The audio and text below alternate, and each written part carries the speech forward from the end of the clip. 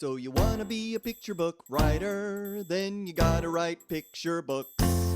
And you're gonna need a bucket load of bright ideas for titles, plots, and hooks. If you're partial to prose or you're raring to rhyme, then repeat after me. It's a challenge, but I'm gonna tackle each story 1 month at a time with 12 by 12. Hi, everybody. Welcome back to the 12 by 12 Picture Book Podcast. I am Kelli Panique. I'm one of the co-hosts, and this is actually a Kelli takeover episode. Julie is out of the country, and I am left to my own devices, so I get to come on here and talk about whatever I want to talk about. So lucky you. Yay. Anyway, we are loving doing the podcast and we're getting a lot of great feedback from all of you. We greatly appreciate it. So if you are enjoying the podcast, one of the things you could do to help us out is to share it with your fellow writer friends and also give us a rating wherever you happen to be listening to it. We are available on Spotify and Apple Podcasts, and of course, we're on the 12 by 12 blog. So anyway, just want to just say thank you to all of you who are listening and joining along with us. We're having a great time doing this. So today, here we are. Like I said, Julie's out of the country. I'm here all on my own. And this was planned as a Kelli takeover episode because we knew Julie would be out of the country. But it isn't exactly the episode I originally planned to do. We will we will do that later. But if you're watching on YouTube, you may notice that I have my right arm in a sling. I'm wearing a hat, and that is because I went out of town and on the way to my connecting flight to my destination, I fell and broke my right shoulder. So it's actually the top of my right arm bone. And so far, I'm told I don't need surgery. So that's great. I just have to keep it immobilized. And I'm not in a lot of pain. It's more uncomfortable and inconvenient. So I am okay. But the reason I bring that up is because it's really kind of brought a lot of different things into perspective for me. And I think there are things that we can kind of relate to the writing journey. And so I just kind of wanted to bring you that insight today. I am right-handed, so it is when I say it's inconvenient, that is not an exaggeration. We Yeah, so we were running to make our flight because our first flight was delayed and we had a short connection to begin with, and they were already boarding our other flight. My husband, dear man that he is, was like, "Let me carry your backpack for you so you could move faster." And I was on my way to handing it to him, and my toe got caught, and I ended up just flat out on the concrete airport floor. And yeah, so anyway, the good news is that I did make my flight, which, to tell you something about me, is that I'm very determined. Once there's a goal in mind, I'm going to make it, right? So. So yeah, so not having the use of my dominant hand over the last, I guess it's almost 2 weeks now when I'm recording this, it really brings a lot of things into perspective. So the first week, like I said, we were on our way to our trip, to our vacation. We were going to Orlando. Um, so I had a little time to get used to doing things with my left hand, and she's all excited because she's lefty. Is like, "Hey, I've been here the whole time. I'm ready. Let's do this." So learning how to do things, and it was a bit of a challenge. It was kind of I don't want to say fun, but it was sort of like every time that I did something with my left hand, like, flipped an egg in the pan or folded something, folded some laundry or whatever it happened to be, it was like, oh, I did it. Yay. Very exciting. So, once I got back and I had to start working again last week, or I got to start working again last week because I do love working with all of you. Uh, it was a different kind of challenge because when I was out of town on vacation, I could do a few things in the morning, get ready for the day, get my arm in the sling, and then we're like walking places and we're doing things. And, the only thing I really had to think about or worry about was like, how am I going to eat that food without like spilling it all over myself? I can't cut it with a knife, like things like that, right? Um, But walking around, and again, I wasn't in a ton of pain if I didn't move my arm, uh, was a fairly easy thing to do. So when I got back to my desk where I had to type and navigate the internet and my computer, there were different challenges. And so that's been kind of interesting because I learned a little bit more about the accessibility features on my computer, which was fantastic because I use a Windows and there's a voice to text option that I can use in any text window. So that's been super helpful. I bought a left-handed mouse. I will show it to you if you're on YouTube there. And that was surprisingly easy to adjust to. I was a little worried about, right clicking, left clicking, but it's just set up the opposite of my right-handed mouse. So, and my hand lefty, like I said, she's ready to go. She adjusted to that pretty quickly. Obviously typing with one hand is a bit more of a challenge, but finding things that could help me in the situation I am in, um, has been interesting and it's been, gratifying. I don't know if that's the right word, but it's been, eye-opening, I guess. It's opened up things in a different way.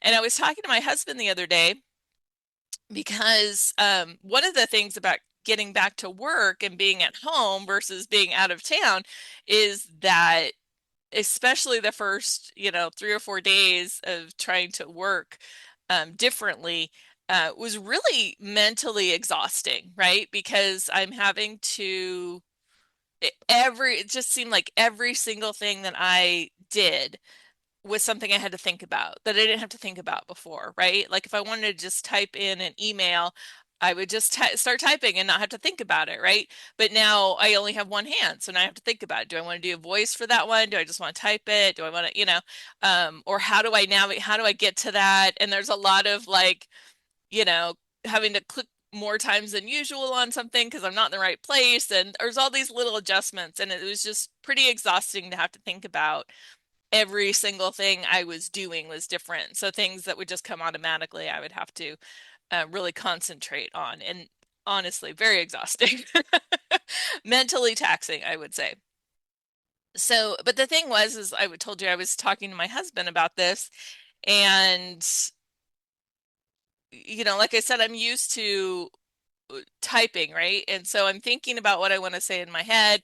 And somehow between the time it gets from my head to my hand, I've even done a little editing, right? Before I get through the whole sentence. And so maybe the first thing I thought isn't how it comes out by the time I type it, because there's just a little bit of time between those things to go, no, that's not quite right, and no, type this instead. And your brain's sort of doing all that automatically. So switching to the voice to text has been really interesting because I have to think differently. There isn't as much space, I guess, between my brain and my mouth. And so doing that sort of self-editing is different than it would be if I were typing it. And maybe a little non-existent. It might be a little, but I'm noticing my emails, and if you've received any in the last week, they're slightly more stream of conscious. The grammar, isn't the same because we don't speak the same way that we write. So it's been interesting to think about how that thought process is different and how it might affect what I am writing per se. So to bring this all to writing, it got me thinking about how having a slightly different perspective can give us a different result when we're working on our creativity and we're working on our manuscripts. And so I just wanted to talk about getting out of our rut. I mean, I know that sounds a little odd, but having this injury has forced me to look at things a little differently and has forced me to have a new perspective. I feel for all of you lefties out there and the challenges of living in a right-handed world. And I know a lot of you have made adjustments, and wow, I honor you for that because there is a lot to do. But having been forced to think about things differently, I think it's opened up different things in my brain. They say one of the things to help you as you age is to learn new things, and I've been forced to learn how to do something new. So while I wouldn't have wanted to do this necessarily by breaking one of my bones, I do think it's something positive that can come out of this experience because I have to think about things in a different way. And I think that we can really apply that to our writing by doing something maybe different than what we've done before. So maybe if you're feeling like the creativity well has run dry, or you want to explore different themes, but you don't know how to get there, or you just need a little bit more oomph in what you're writing, I just want to offer some different perspectives and ideas of things that you can do to maybe get out of that rut, or maybe to see something a little differently, or even it might just be something that sparks a little bit different plot arc and maybe a little bit different ending, or maybe a little bit different beginning. And so some of the things that I was thinking about were, we talk about writing being a lonely proposition. Most of us do it alone, right? So, and then when you're with a critique group, or like with 12 by 12, you have that community, you can come together in that way. But generally, when you're writing, you're doing it on your own. And so if you're somebody who maybe writes at home, maybe you have, maybe you're lucky enough to have your own writing space or room or something, or, maybe you're doing it at the kitchen table, or in your room, or wherever it is that you're doing it alone, maybe getting out and doing that someplace else in a new space, right?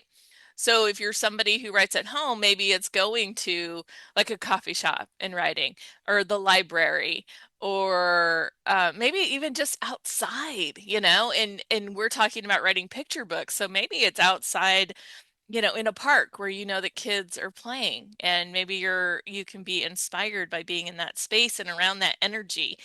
And I know I've also heard people talk about how one of the ways that they learn to focus is, or they force themselves to focus, maybe is a better way of saying it, is to be in a really busy place so that you're forced to zone out everything else and just work on and just zone in on the thing that you're working on. And sometimes having that energy around you can help you bring that energy um, to what you're writing. And it could go the other way around too. If you're somebody who writes in a usually noisy spot, maybe try writing in a quiet spot and see what that brings out. Because sometimes that quietness allows us to hear our inner selves and what we're really working on or dealing with, or the themes that we want to express in our writing. So I wanted to uh, I just wanted to offer some of those ideas. Another thing I think that you can do is definitely, if you don't have a critique group, find a critique group, or at least a critique partner, somebody else who's writing something similar to what you are. So like I said, this is the picture book 12 by 12 picture book podcast put on by the 12 by 12 picture book writing challenge. So I would say that if you are writing picture books, you want to find a critique partner that is also writing picture books, because it's a very unique genre. And so you want to find somebody who understands what it is that you're trying to write. So in 12 by 12, we have a critique connect section of the forum where you can do that. But a lot of times you can find things at like your local library. You can find groups, or there might be local writing groups on Facebook, or things like that where you can connect to people. So if you don't already have that, find that, because that'll definitely give you a new perspective on your writing and what other people pick up versus what you're trying to say. And again, shifting perspective, if you have a critique group, maybe you find another critique partner, another critique group outside of that one to give you an even different perspective, which I think can be valuable as well. And I'm not saying give up the first group, obviously, but I know several of our writers that we've interviewed over the years talk about how they have multiple critique groups, and they have different people that they send um, different types of manuscripts to, or maybe it's at a different spot in the writing phase. Because if you have a group that you're working with regularly and they see your work pretty early on, it can be hard for them to give you an objective eye after several revisions, because they've read that manuscript so many times. So having another person that you can give it to with fresh eyes, maybe after the, fifth, 10th, 15th revision, can be really helpful to you. So kind of think about that perspective as well. That's another idea.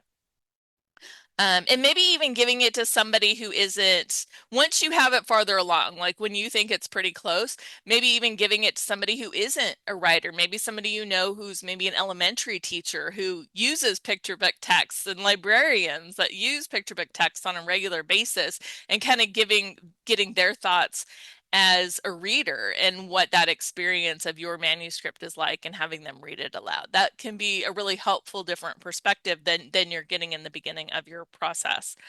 Let's see what else. So like I said, just trying to do something different for yourself. So if you normally write your first drafts on the computer, maybe you try a first draft handwritten. I've always thought that handwriting something, which again, I'm having a hard time doing right now, but handwriting versus typing, I think even gives you a different uh, feeling and perspective. If you've ever gotten a handwritten letter from somebody versus an email, there's a different feeling to it, right? And so you might give yourself the opportunity to do a first draft longhand, and then type it in, or vice versa. If you normally long write something longhand, if you normally handwrite a first draft, maybe you type it, maybe you dictate it like we talked about, voice to text, and see what happens. The beauty of all of the technology that we have at our hands these days is none of it has to be permanent, right? Like if you try this thing and you don't like it, you get to edit it. So, but maybe starting at a different point for a different type of story is something that you can use to explore different themes and different thoughts, and just to see how things might come out a little differently. And again, a stream of consciousness isn't a bad way to start a first draft, right? Because your first draft is always something you're going to have to go back and edit. And if you can, even if it's stream of consciousness and it's very rough, and you're just like, in the beginning she does this, and in the middle then this happens, and that happens, that happens, and then we're going to end with this. Okay, well, that gives you something on the page that you can play with, right? So whether that's handwriting it, or like I said, voice to text, or whatever it is, once it's down, you can play with it as much as you want. You don't have to, you know, it's not the thing you're necessarily going to send out, but maybe starting in a different place gives you a different result, right? So, and I would also encourage you to maybe look at trying different genres. If you're somebody who likes to write quiet books, maybe trying out, I know a lot of people are writing like middle grade verse novels and poetry, that could be something, or trying something that not necessarily, it doesn't have to be all out humor, but maybe it's something a little more humorous, and then vice versa, just explore these different sides of yourself. And again, they're not things that anybody has to see, but just by doing that exercise, I think it can really help move you forward as a writer. So anyway, to bring that all back around, don't feel like your writing life has to be one thing. You're always going to be changing, you're always going to be learning.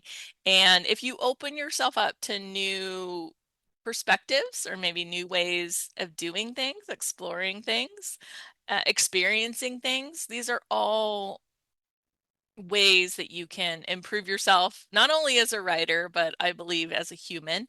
And I would just encourage you to go out there today and try something new. And if you fall, then you'll learn something new. I guarantee it. But you're never going to fail. Even if you fall, you're never going to fail, because if you're pursuing this and you keep writing and you keep doing it, you're winning, because you're doing something that you enjoy, and you're working to better yourself, again, as a writer, and I believe as a human. And you're never going to fail when you're doing that. So thank you for listening to the Kelli Takeover episode of the 12 by 12 Picture Book podcast. And again, you can find us on Apple Podcasts, Spotify, and on the 12 by 12 blog, which is 12x12challenge.com/blog. You can find all of our episodes there. Thank you for being with us. And again, if you like the podcast, write us a review, share with your friends. Any of those things help us get the word out. We have some really awesome things planned for you in the coming months. So take care, and we'll see you on the next episode of the 12 by 12 Picture Book Podcast. Bye. Do it together so never you fear. It's a handy little way to help you kick into gear. You're amazing, exciting. Look out, 'cause you're writing 12 by 12. 12 manuscripts. 12 by 12. 12 picture books.